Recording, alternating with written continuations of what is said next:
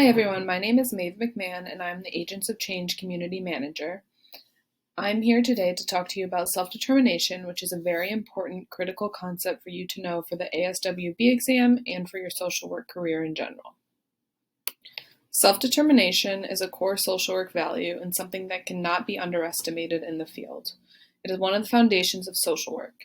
It is also a very important element to the bachelor's, master's, and clinical level ASWB exams, and it reinforces the importance of a client making their own decisions and choices regarding their own lives.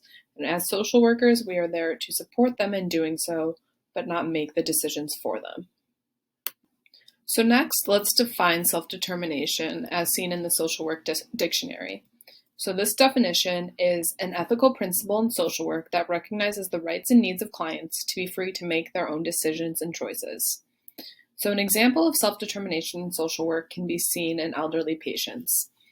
Does the senior have the self-determination to elect to stay in their own home? Overcoming hurdles and challenges to meet these goals demonstrates the level of self-determination that a client or individual has. In a little bit, we will see a practice question that goes right along with this definition, and we will be able to see how to best handle a situation like this from a social worker perspective. As social workers, we are constantly referring back to the NASW Code of Ethics, and self-determination is no exception for this. According to the NASW Code of Ethics, social workers treat each person in a caring and respectful fashion, mindful of individual differences in cultural and ethnic diversity. Social workers promote clients' socially responsible self-determination. Social workers seek to enhance clients' capacity and opportunity to change and to address their own needs. Social workers are cognizant of their dual responsibility to clients and to the broader society. They seek to resolve conflicts between clients' interests and the broader society's interests in socially responsible manners, consistent with the values, ethical principles, and ethical standards of the profession. There is no doubt that you will see some self-determination questions on the ASWB exam.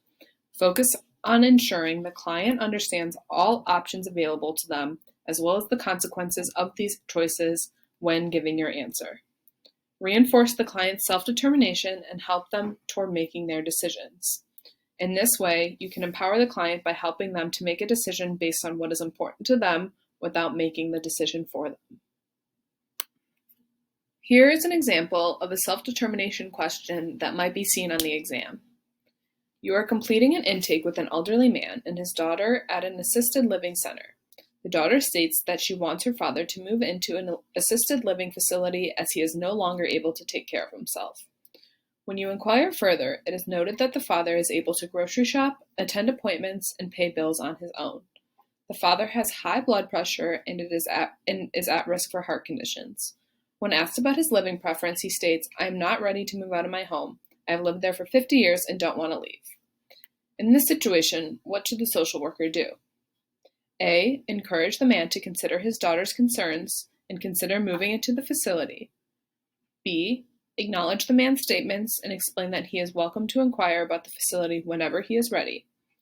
C. Tell the man about the amenities the facility has to offer and explain how much he will enjoy the activities and other residents.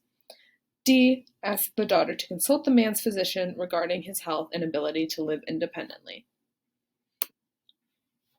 Now I'll give you about 30 seconds to read through this again and make a decision as to what you think would be the best example of self-determination.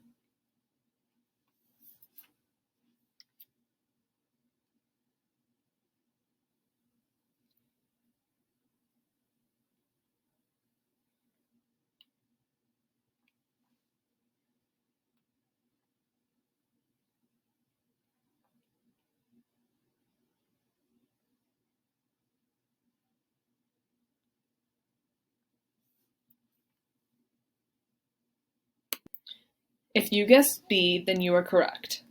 Acknowledge the man's statements and explain that he is welcome to inquire about the facility when he is ready. In this scenario, you are acknowledging the client's right to self-determination and that it should be upheld. There is no indication that he is unable to make the decisions on his own.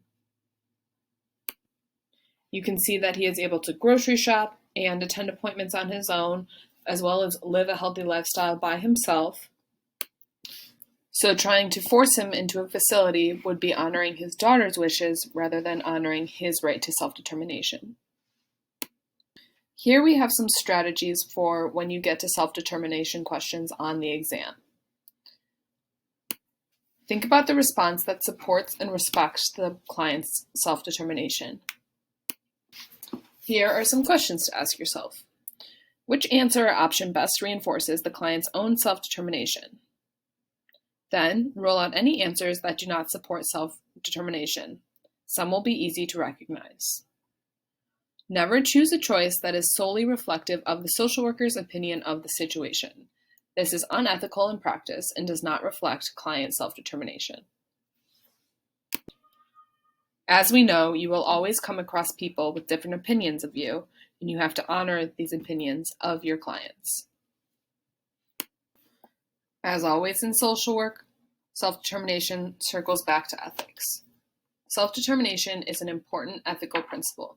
Remember that the Code of Ethics recognizes the rights and autonomy of the social work client to make their own decisions and choices that relate to their life, regardless of whether you, the social worker, agree with them or not. When you outline options, resources, and potential consequences to the client, the choice should be theirs to make no matter what.